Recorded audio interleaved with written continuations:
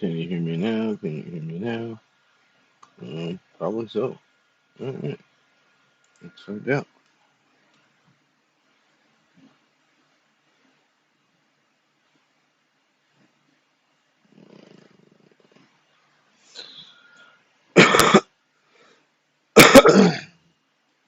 Just one moment, ladies and gentlemen, while I currently work on seeing if I can get this pulled up.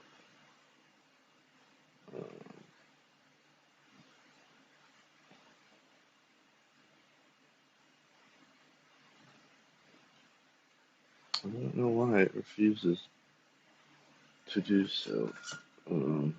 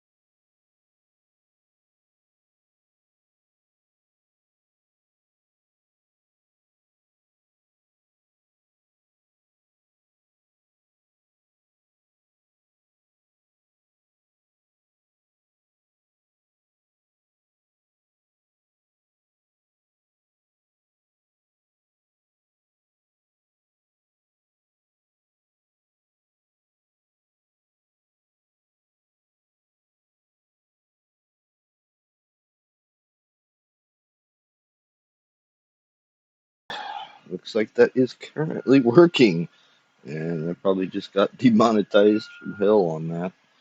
Uh, well, it's not like I'm monetized anyway. All right. Well, in that case, we shall get started with our live stream. Um, this is Felix Lebeski. I am currently sitting here in SL Tonight's live studio. Hopefully, you can hear everything okay. I am just going to test one other thing real quick.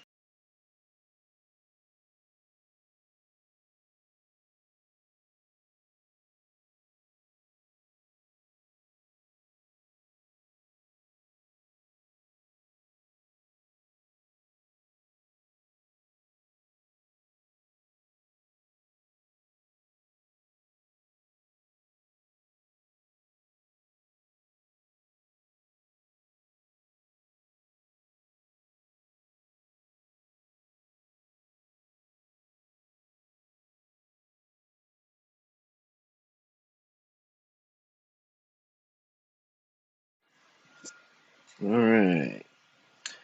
All right, you punks. Welcome to the Fractured Perception Reading and Second Life, where we're shredding illusions with Philip K. Dick's Exit Door Leads In. I'm Felix Lebeski, and the only crew that I am joined by my digital cats, the only crew that gets me in this empty SL wasteland.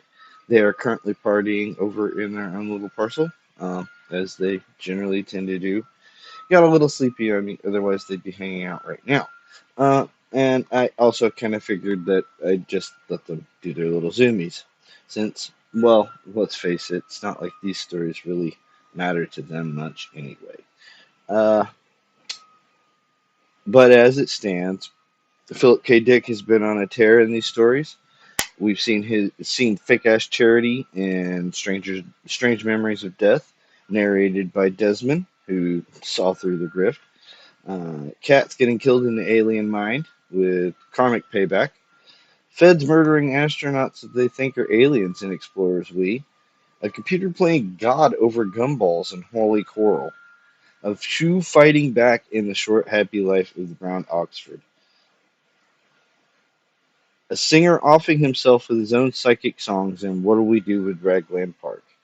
Now we're diving into The Exit Door Leads In, a story where Philip K. Dick, high off of his Valis visions in 1979, throws a punk named Bibleman into a rigged test by a control freak AI called the College. And this is just totally ahead of its time here. I mean, these are things that we're talking about today. And here we are talking about it in 1979. And you should expect paranoia, rebellion, a system that screws you for wanting out. Philip K. Dick saying systems are grift. They'll kill you for being real, whether you're an alien, a singer, or a punk like us. So let's shred their rules and break free. My cats are ready. Are you? And on that note, let's get started with The Exit Door Leads In.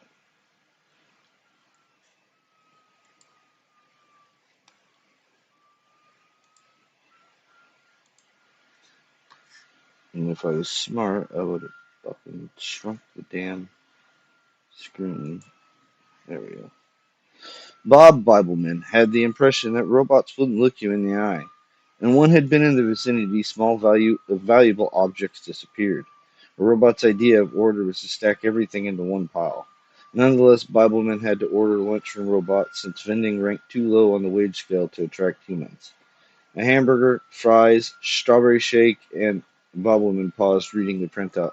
Make that a supreme double cheeseburger, fries, and a chocolate malt. Wait a minute, the robot said. I'm already working on the burger. You want to buy into this week's contest while you're waiting? I don't get the royal cheeseburger, the Bibleman said. That's right. It was hell living in the 21st century. Information transfer had reached the velocity of light. Bibleman's older brother had once fed a 10-word plot outline into a robot fiction machine, changed his mind as to the outcome, and found that the novel was already in print. He had to program a sequel in order to make his correction. What's the prize structure in this contest?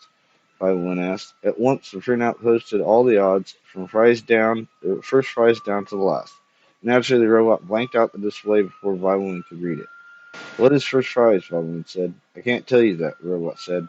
From its slot came a hamburger, french fries, and strawberry shake. That'll be $1,000 in cash. Give me a hint, Bubblman said as he paid. It's everywhere and nowhere. It's existed since the 17th century. Originally, it was invisible. Then it became royal. You can't get in unless you're smart, although cheating helps, and so does being rich. What does the word heavy suggest to you? Profound. No, the literal meaning. Mass, Bobbleman pondered. What is this, a contest to see who can figure out what the prize is? I give up. Pay the $6, the robot said, to cover our costs, and you'll receive it. Gravity, Bobbleman broke in. Sir Isaac Newton, the Royal College of England, am I right? Right, the robot said. $6 entitles you to a chance to go to college. A statistical chance, at the posted odds. What's $6? Pratt Fair. Bobbleman hands over a $6 coin. You win, the robot said. You get to go to college. You beat the odds, which were 2 trillion to 1 against. Let me be the first to congratulate you. If I had a hand, I'd shake hands with you. This will change your life. This has been your lucky day. It's a setup, Bubbleman said, feeling a rush of anxiety. You're right, the robot said, and it looked Bubbleman right in the eye. It's also mandatory that you accept your prize. College is a military college located in butt-fucked Egypt, so to speak. But that's no problem. You'll be taken there. Go home and start packing. Can't I eat my hamburger and drink? I'd suggest you start packing right away. Blind Bobbleman and a man and woman had lined up reflexively, got out of their way, trying to hold on to a tray of food, feeling dizzy. A charboiled steak sandwich, the man said. Onion rings, root beer, and that's it. The robot said, care to buy into the contest? Terrific prizes. Flashed the odds on its display panel. When Bob Bibleman knocked the door of his one-room apartment, his telephone was on. It was looking for him. There you are, the telephone said. I'm not going to do it, Baldwin said. Sure you are, the phone said. Do you know who this is? Read over your certificate, your first prize legal form. You hold the rank of Shavetail and Major Castles. You're under my jurisdiction. If I tell you to piss purple, you'll piss purple. How soon can you be on a transplant rocket? Do you have friends you want to say goodbye to? A sweetheart, perhaps? Your mother? Am I coming back? Baldwin said with anger. I mean, who are we fighting? This college? For that matter, what college is it? Who is on the faculty? Is it a liberal arts college or does it specialize in hard sciences? Is it hard sciences? Is it a government sponsored? Does it offer Just calm down, Major Castle said quietly. Baldwin seated himself. He discovered that his hands were shaking. And you'd think at some point, I guess maybe he just lost his appetite or something. Fuck it. I'm gonna eat my food. Fuck you. Anyway, to himself, he thought he was born in the wrong century. 100 years ago, this wouldn't have happened, and 100 years from now, it would be illegal. What I need is a lawyer. His life had been a quiet one. He had, over the years, advanced to the modest position of floating home salesman. For a man 22 years old, that wasn't bad.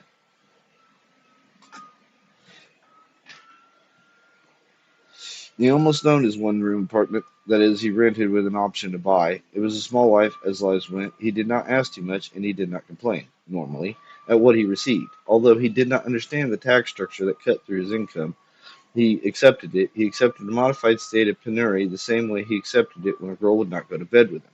In a sense, this defined him. This was his measure. He submitted to what he did not like, and he regarded this attitude as a virtue. Most people in authority over him considered him a good person, and to those over whom he had authority, that was a class with zero members. His boss at Cloud9 Homes told him what to do, and his customers really told him what to do. The government told everyone what to do, or so he assumed. He had very few dealings with the government. That was neither a vice nor a virtue nor a vice. It was simply good luck. Once he experienced vague dreams. They had to do with giving to the poor. In high school, he had read Charles Dickens, and a vivid idea of the oppressed had fixed itself in his mind to the point where he could see them. All those who did not have a one-room apartment or a job and a high school education. Certain vague place names had floated through his head, gleaned from TV, places like India, where heavy-duty machinery swept up the dying.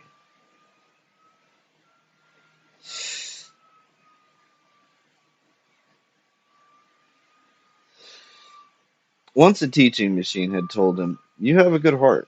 That amazed him. Not the machine would say so, but that it would say it to him. A girl had told him the same thing. He marveled at this. Vast forces colluding to tell him that he was not a bad person. It was a mystery and a delight.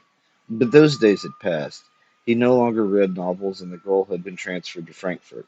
Now he had been set up by a robot, a cheap machine to shovel shit in the boonies, dragooned by a mechanical scam that was probably pulling citizens off the streets in record numbers. This was not a college he was going to. He had won nothing. He had won a stint at some kind of forced labor camp, most likely. The exit door leads in, he thought to himself. Roll credits. Which is to say, when they want you, they already have you. All they need is the paperwork, and a computer can process the forms at the touch of a key. The H key for hell, and the S key for slave, he thought, and the Y key for you. Don't forget your toothbrush, he thought. You may need it. On the phone screen, Major Castles regarded him as if silently estimating the chances that Bob Bobbleman might bolt. 2 trillion to 1, I will, Bob Bibleman thought, but the one will win, as in the contest I'll do what I'm told. Please, Baldwin said, let me ask one thing and give me an honest answer. Of course, Major Kelso said. If I hadn't gone up to Earl's senior robot and we'd have gotten you anyhow, Major Kelso said.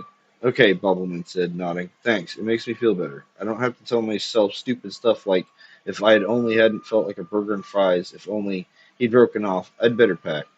Major Kelso said, we've been running an evaluation on you for several months. You're overly endowed for the kind of work you do, and undereducated. You need more education. You're entitled to more education. Astonished, Bellman said, you're talking about it as if it's a genuine college. It is. It's the finest in the system. It isn't advertised. Something like this can't be. No one selects it. The college selects you. Those were not joke odds that you saw posted. You can't really imagine being admitted to the finest college in the system by this method, can you, Mr. Bobbleman? You have a lot to learn. How long will I be at the college? Bobbleman said. Major Costa said, until you have learned. They gave him a physical, a haircut, a uniform, and a place to bunk down, and many psychological tests. Rodman suspected that the true purpose of the test was to determine if he were a latent homosexual. Then he suspected that his suspicions indicated that he was a latent homosexual, so he abandoned the suspicions and supposed instead they were sly intelligence and aptitude tests, and he informed himself that he was showing both intelligence and aptitude. He also informed himself that he looked great in his uniform, even though he was the same uniform everyone else wore. Dude, you're worried about your uniform? Are you latent? Never mind. This is why they call it a uniform, he reminded himself as he sat on the edge of his bunk reading his orientation pamphlets. I don't know. I don't know. I don't know. That's just weird. And again, this is before the time of all of that before anybody actually was enlightened and all this shit. I just have to say that that's kind of weird. Like, I get, okay, like he's thinking that, but dude, you're literally worried about your uniform looking great. And you do what you're told. Like, are you sure you're not gay? Because you sound kind of gay there. Maybe that's just me reading it wrong. No offense to anyone. I literally, that just sounded really gay. I can't say it any other way. That just sounded wrong. Or, well, I guess not wrong, but in the closet would be more. Anyway. The first pamphlet pointed out that it was a great honor to be admitted to the college. That was its name, the one word. How strange, he thought, puzzled. It's like naming your cat, cat, and your dog, dog. Well, I would. This is my mother, Miss Mother, and my father, Mr. Father. Well, they're your mother and your father. You don't call them by their names. Are these people working right? He wondered. It had been a phobia of his for years that someday he would fall into the hands of madmen, in particular madmen who seemed sane up until the last moment. To Biblemen, this was the essence of horror. As he sat scrutinizing the pamphlets, a red-haired girl wearing the college uniform came over and seated herself beside him. She seemed perplexed. And here's the other thing, too. He talked about girls not sleeping with him once, and he also talks about how the girl said he had a good heart, and then she got transferred to Frankfurt, which kind of leads me to think that he hasn't had any. He's 22, so it's like I don't really think like he's had any kind of relationships, gay or otherwise. So it's like, is it entirely possible here that that is exactly what that is? Like, again, 79. Nobody talks about this sort of shit. Literally, he's like in the closet here, or at least his character is. Yeah, I don't know. Anyway, maybe you can help me, she said. What is the syllabus? It says here we will be given a syllabus. This place is screwing up my head. Bellman said we've been dragooned off the streets to shovel shit. You think so? I know so. Can't we just leave? You leave first, Bellman said, and I'll wait and see what happens to you. The girl laughed. I guess you don't know what a syllabus is. Sure I do. It's an abstract of courses or topics. Yes, and pigs can whistle. He regarded her. The girl regarded him. We're going to be here forever, the girl said. Her name, she told him, was Mary Lauren. She was, he decided, pretty, wistful, afraid, and putting up a good front. Together they joined the other new students for a showing of a recent Herbie the Hyena cartoon which Bibleman had seen. It was the episode in which Herbie attempted to assassinate the Russian monk Rasputin. In his usual fashion, Herbie the Hyena poisoned his victim, shot him, blew him up 6 times, stabbed him, tied him up with chains, and sank him in the Volga, tore him apart with wild horses, and finally shot him to the moon, strapped to a rocket. The cartoon bored Bibleman. He did not give a damn about Herbie the Hyena or Russian history, and he wondered if this was a sample of the college level of pedagogy. What is your problem, dude? You get to sit here and watch cartoons for $6?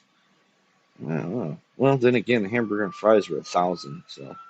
He could imagine Herbie the Hyena illustrating Heisenberg's indeterminacy principle. Herbie, in Bibleman's mind, chased after a subatomic particle fruitlessly, the particle bobbing up at random here and there. Herbie making wild swings at it with a hammer, then a whole flock of subatomic particles jeering at Herbie, who was doomed, as always, to fuck up. What are you thinking? Mary whispered to him. The cartoon ended, the hall lights came on. There stood Major Castles on the stage, larger than on the phone. The fun is over, Bubblin said to himself. He could not imagine Major Castles chasing subatomic particles fruitlessly with wild swings of a sledgehammer. And up until this point, I ain't really, what the fuck are you talking about, dude? Subatomic particles? This dude smoked some shit before he got here or something? The lecture had to do with classified information. Behind Major Castles, a giant hologram lit up the schematic diagram of a homeostatic drilling rig. Within the hologram, the rig rotated so that they could see it from all angles. Oh, and just FYI, this is designed to fuck with your head. The stories, anyway. Like, all these stories have that kind of homage or that whole thinking of, like, you don't really know what the fuck is happening or who these people are or what makes them tick.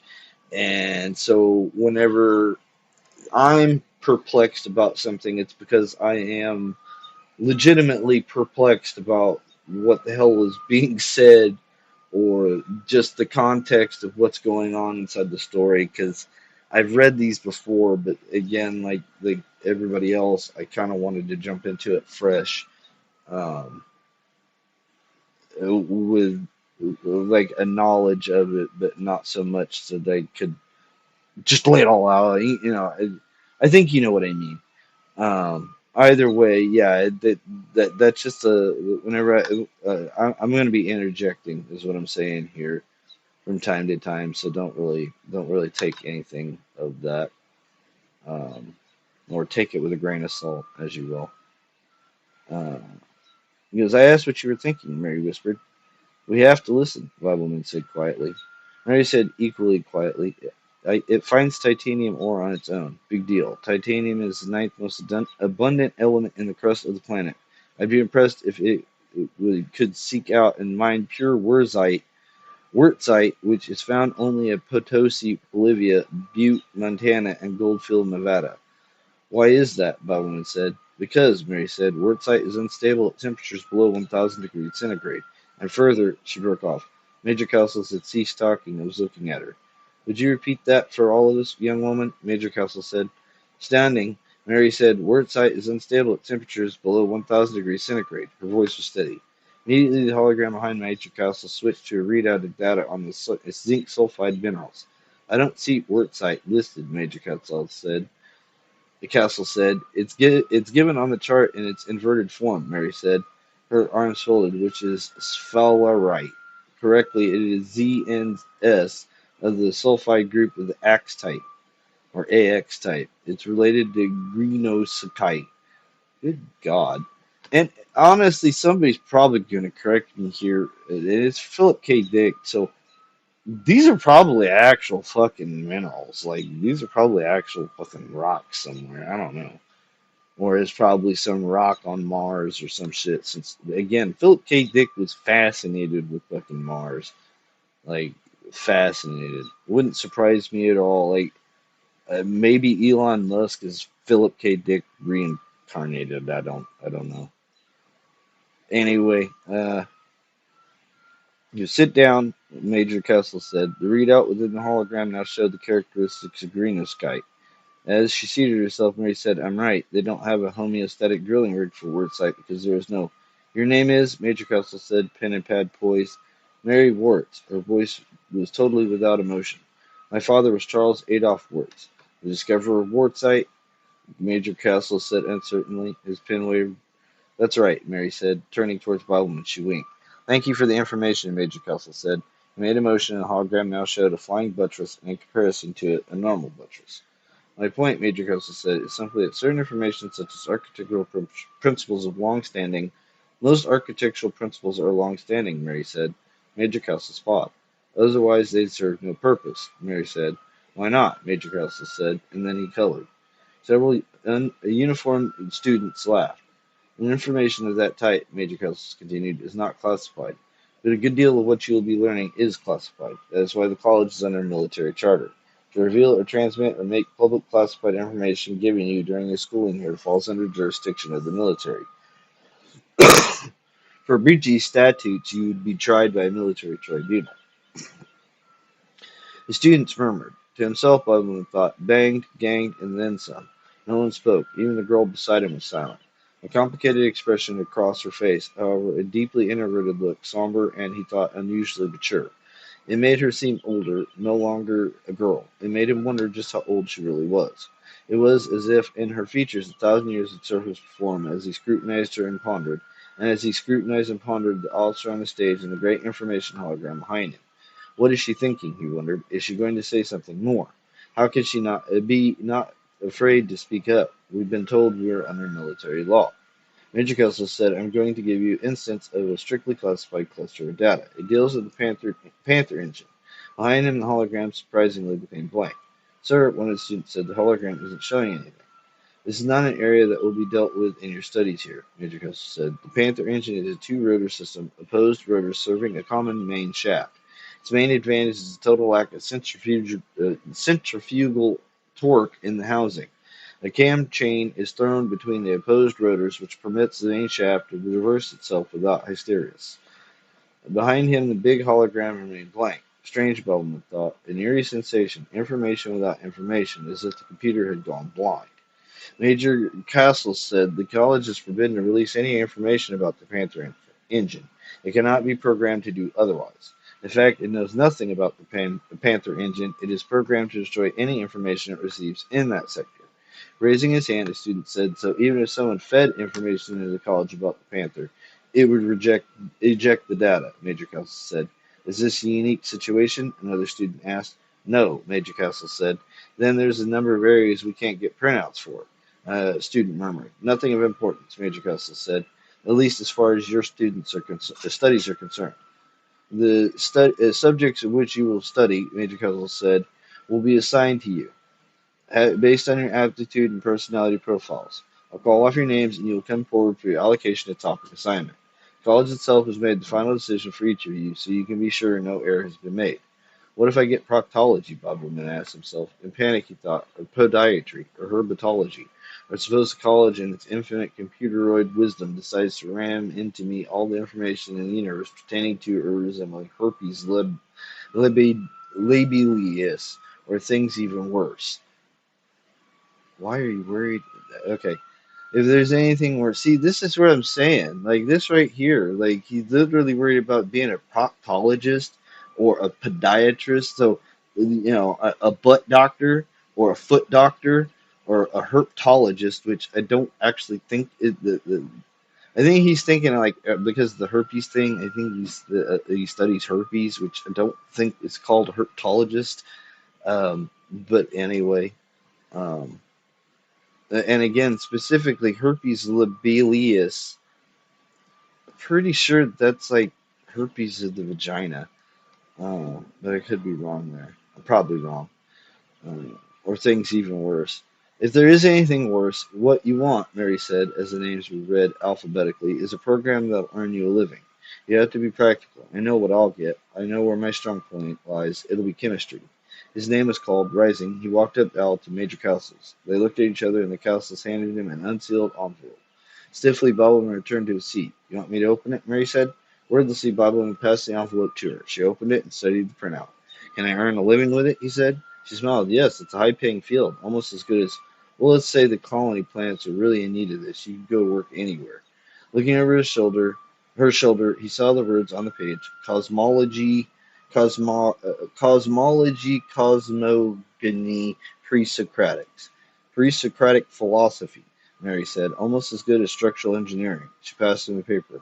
I shouldn't kid you. No, it's not really something you can make a living at unless you teach, but maybe it interests you. Does it interest you? No, he said shortly. I wonder why the college picked it then. Mary said.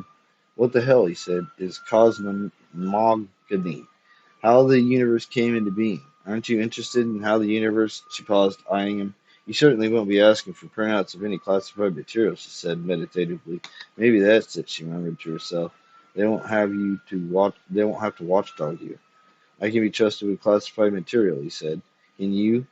Do you know yourself? But you'll be getting into that when the college bombards you with early Greek thought. Know thyself, Apollo's motto at Delphi. It sums up half of Greek philosophy.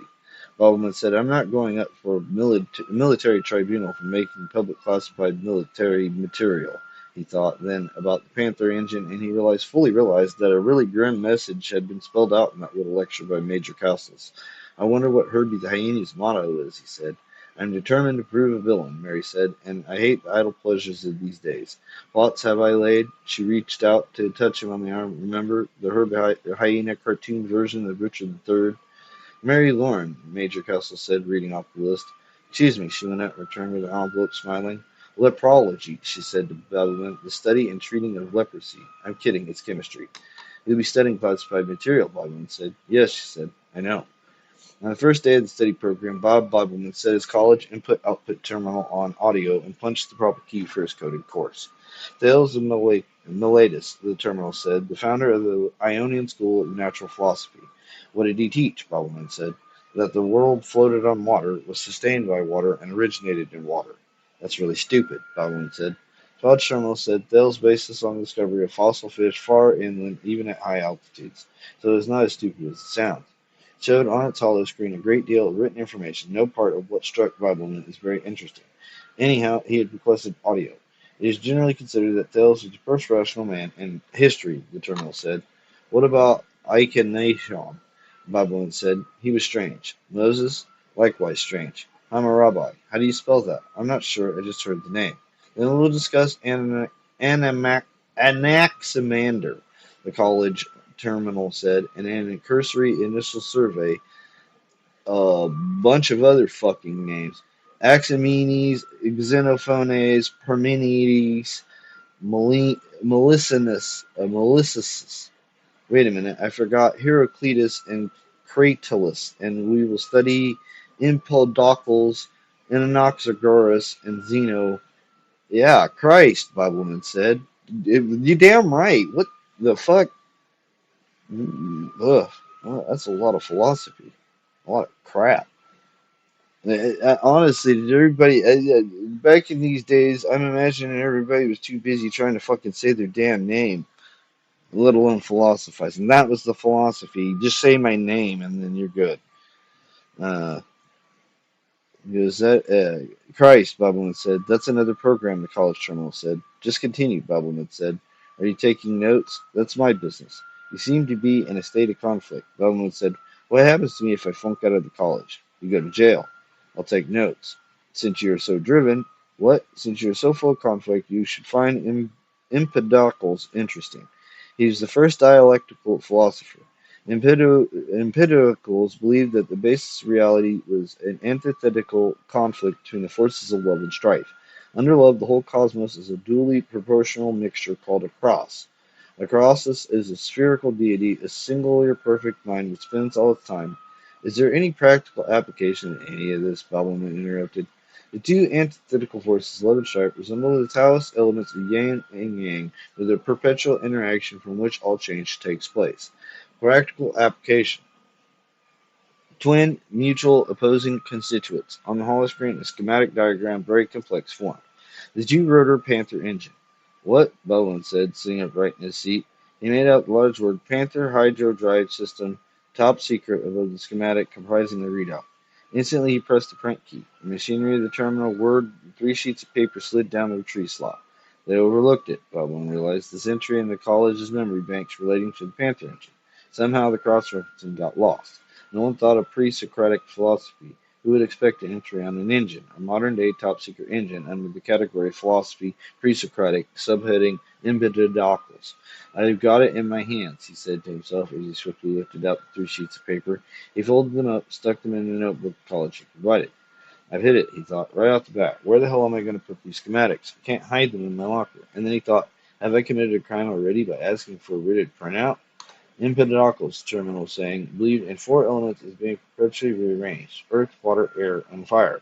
These elements eternally click, bubble, and shut the terminal down. The hollow screen faded to an opaque gray. Too much learning doth make a man slow, he thought. Oof. No, that's not what I was looking for. All right. Get away. He thought as he got to his feet and started from the cubicle. Fast of wit and slow of foot. Where the hell am I going to hide the schematics? He asked himself again as he walked rapidly down the hall towards the adjacent ascent tube. Well, he realized they don't know I have them. I can take my time. Why wouldn't they? Well, he realized the thing is to hide them in a random place, he decided, as the tube carried him to the surface. And even if they do find them, they won't be able to trace them back to me.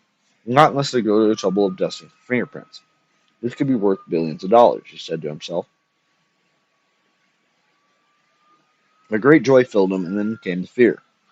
He discovered that he was trembling. Will they ever be pissed? He said to himself. When they find out, I won't be pissed and purple. They'll be pissed and purple. College itself will when it discovers it's there. And the air, he thought, is on its part, not mine. College fucked up, not too bad. In the dorm where his bunk was located, he found a laundry room maintained by a silent robot staff, and when no robot was watching, he hid the 3 pages of schematic near the bottom of a huge pile of bed sheets, as high as the ceiling. This pile, they won't get down to the schematics this year. I have plenty of time to decide what to do. Okay. Looking at his watch, he saw that the afternoon had almost come to an end. At 5 o'clock, he'd be seated in the cafeteria eating dinner with Mary. She met him a little after 5 o'clock. Her face showed signs of fatigue. How'd it go? She said to him as they stood in line with their trays. Fine, Bobbleman said. Did you get the Zeno? I always liked Zeno. He proved that motion is impossible, so I guess I'm still in my mother's womb. You look strange, she eyed him. Just sick of listening to how the earth rests on the back of a giant turtle, or suspended on a long string, Mary said. Together they made their way among the other students to an empty table. You're not eating much. Feeling like eating, Bellman said as he drank his cup of coffee, is what got me here in the first place. You could flunk out and go to jail. Mary said, the college is programmed to say that. Much of it is probably just threats. Talk loudly and carry a small stick, so to speak. I have it, Bubbleman said. You have what? She ceased eating and regarded him. He said, the Panther engine. Gazing at him, the girl was silent. The schematics, he said. Lower your goddamn voice. The missed citation and memory storage. Now that I have them, I don't know what to do. Just start walking, probably. I hope no one stops me. They don't know. The college didn't self-monitor. I have no reason to think it's aware of what it did. Jesus Christ, Mary said softly. On your first day, you'd better do a lot of slow, careful thinking. I can destroy them, he said. Or sell them, he said. I'll look them over. There's an analysis on the final page. The Panther, just say it. Mary said. It can be used as a hydroelectric turbine and cut costs in half. I couldn't understand the technical language, but I did figure out that. Cheap power source, very cheap. So everyone would benefit, he nodded. They really screwed up, Mary said. What is it Castle's told us? Even if someone fed data in college the college would eject the data. They began eating slowly, meditatively, and they're withholding it from the public. It must be industry pressure. Nice. What should I do? Government said. I can't tell you that. What I was thinking is that I could take the schematics to one of the colony planets where the authorities have less control. And to find an independent firm and make a deal with them. The government wouldn't know how. They'd figure out where the schematics came from, Mary said. They'd trace it back to you. Then I'd better burn them. Mary said, you have a difficult decision to make. On the one hand, you have classified information in your possession which you obtained illegally. On the other, I didn't obtain it illegally. The college screwed up. Calmly, she continued. You broke the law. Military law when you asked for a written transcript.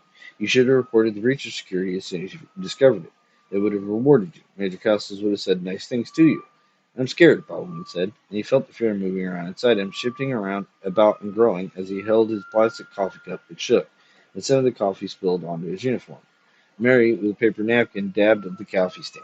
It won't come off, she said. Symbolism, Bubblman said. Lady Macbeth. I've always wanted a dog named Spot so I could say, out, out, damn Spot. I'm not going to tell you what to do, Mary said. This is a decision that you'll have to make alone. It isn't ethical for you even to discuss it with me. That would be considered conspiracy and put us both in prison. Prison, he echoed. You have it within your Christ. I was going to say you have it within your power to provide a cheap power source to human civilization. She laughed and shook her head. I guess this scares me too. Do what you think is right. If you think it's right to publish schematics, I never thought of that. Just publish them. Some magazine or newspaper, a slave printing construct to print it and distribute it all over the solar system in 15 minutes. All I have to do, you realize, is pay the fee and then feed in the 3 pages of schematics. As simple as that. And then spend the rest of my life in jail or anyhow in court. Maybe the education would go in my favor. There are precedents in history uh, where vital military classified material was stolen and published, and not only was the person found innocent, but we now realize that he was a hero. He served the welfare of the human race itself and risked his life. Approaching their table, 2 armed military security guards closed in on Bob Bubblin. He stared at them, not believing what he saw, but thinking, believe it. Student Bubblin, one of them said. It's on my uniform, Bubblin said. Hold out your hand, Student Bubblin. The larger of the 2 security guards snapped handcuffs on him. Mary said nothing. She continued slowly eating.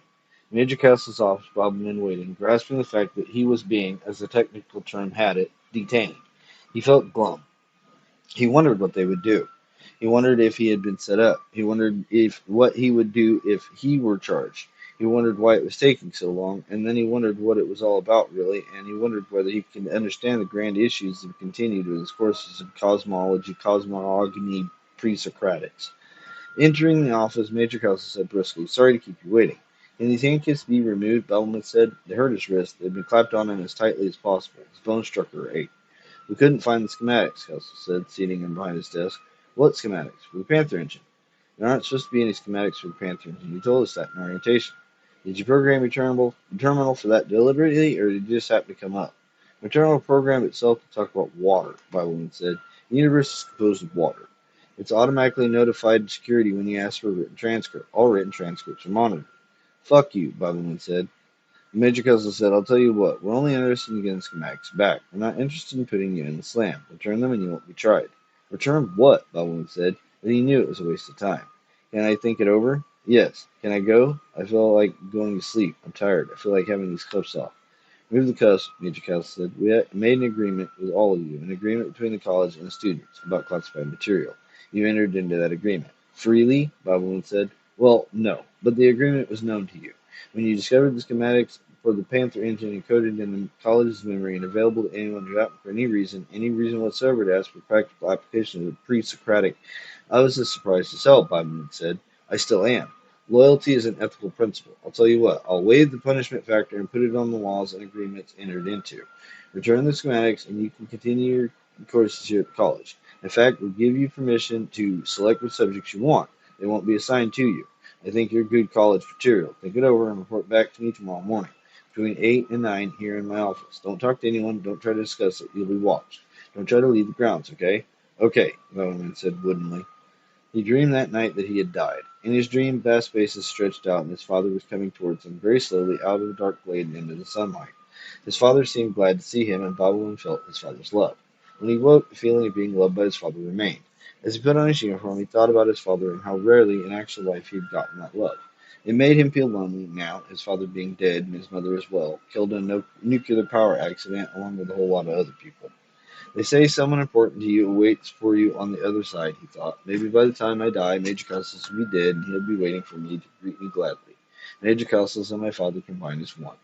What am I going to do? He asked himself. They have waived the punitive aspect and reduced to essentials a matter of loyalty. Am I a loyal person? Do I qualify? The hell with it, he said to himself. He looked at his watch. 8:30. My father would be proud of me, he thought, for what I'm going to do.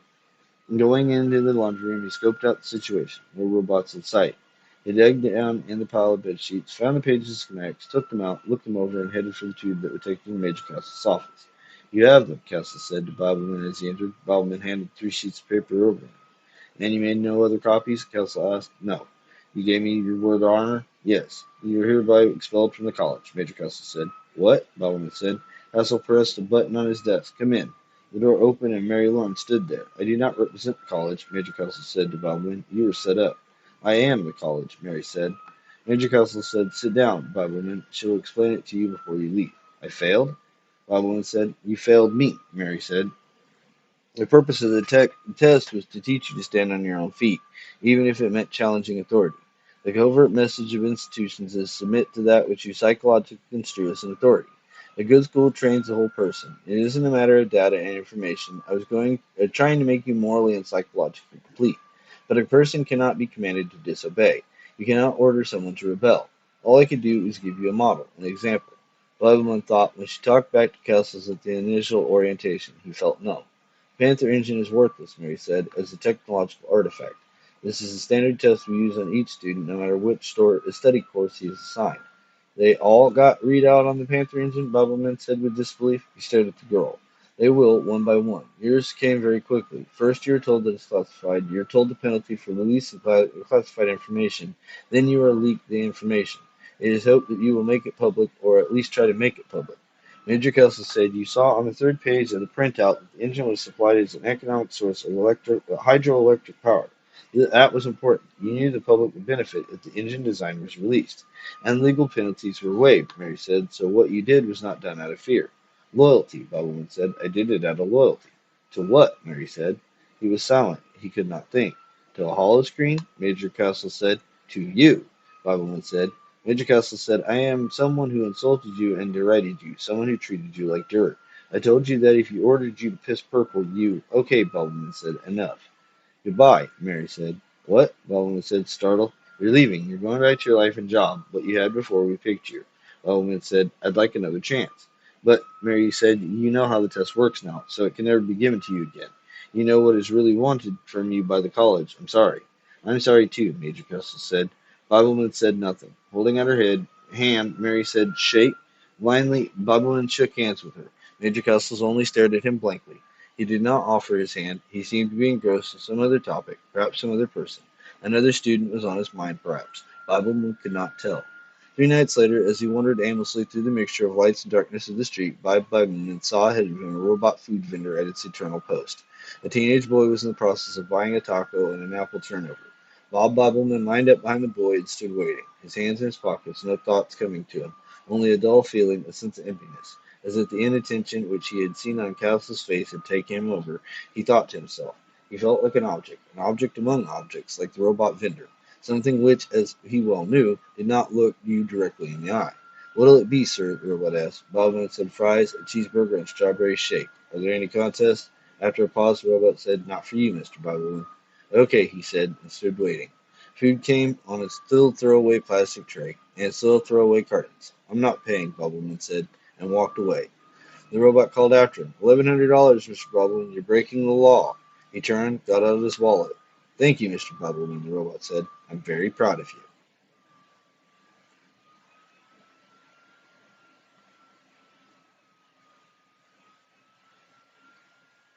And that was that. That was the exit door leads in. Pretty profound, I have to say. Very interesting, to say the least. I don't know. I think we still have plenty of time to go here. Um, the next story is probably just as confusing, I would have to say. Looks like that is true. Um,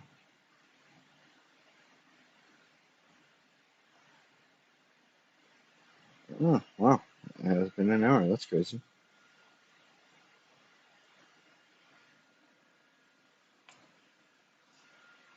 Uh,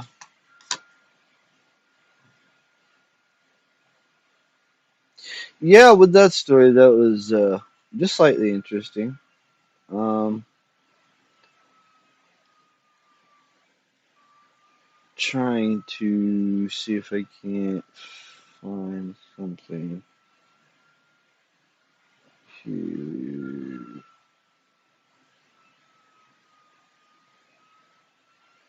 What the hell? Not helpful.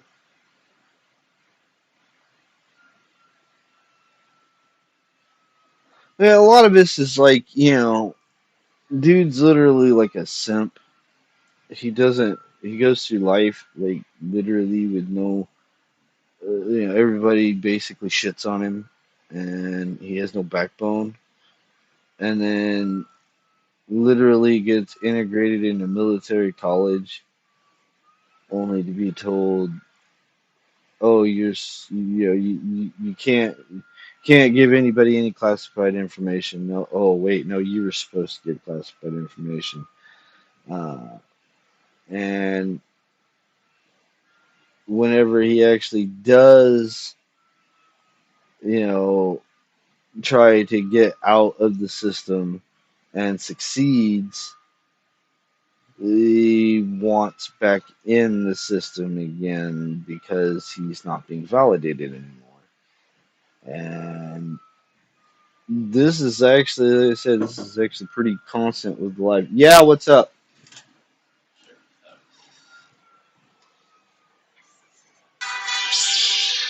The fucking dad.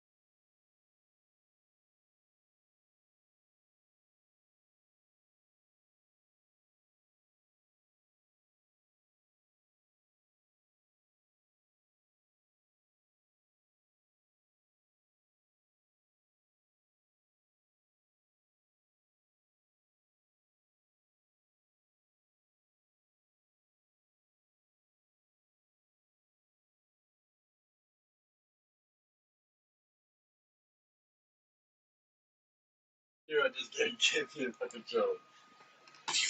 All right, folks, that does appear to be the end of our show for today.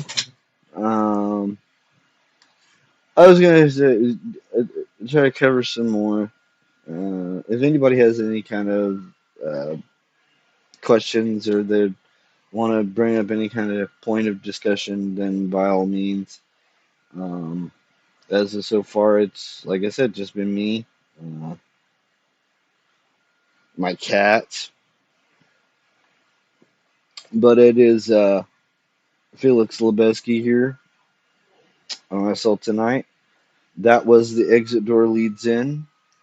Our next story after that will be Chains of Air, Web of Aether, which does appear to be very deep, shall we say. If I can find it, hopefully.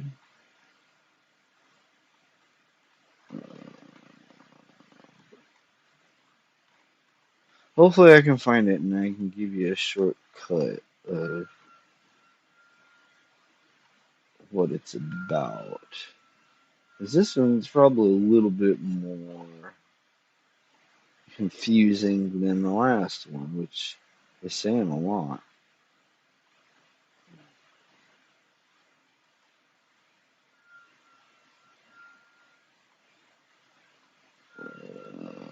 Here we go. Chains of Air, Web of Aether was written in 1980. It deals with themes of isolation, blurs the line between reality and illusion, and self sacrifice. Um, and it actually kind of fits even more with today. See, this guy, Leo McVeigh, he's a lonely man on a remote planet. He communicates via a microwave light beam with a dying woman named Linda Fox, who's a pop star in his mind, but she's a construct in reality. He eventually sacrifices his life support to save her, only to learn she's not real.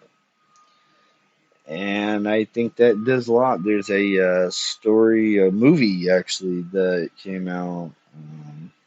Her, I think, has themes that fit that. So that should be an interesting story to find out about on our next episode. So uh, hopefully you enjoyed our time here. Um, or if you're dropping in and you're finding it and you're seeing the episode for the first time, feel free to drop me a line. I am here in Second Life, as I always am, and this location here is always open for anybody to come in, have discussions, or even to dance. Like, yes, that's right, folks. You can dance here. This is not just a place where you can sit on your butt and do nothing. You can also dance. If I can hit the button, yeah, there we go. And there we go. I'm dancing. I'm dancing. I'm dancing. And I'm gonna dance myself off of here. So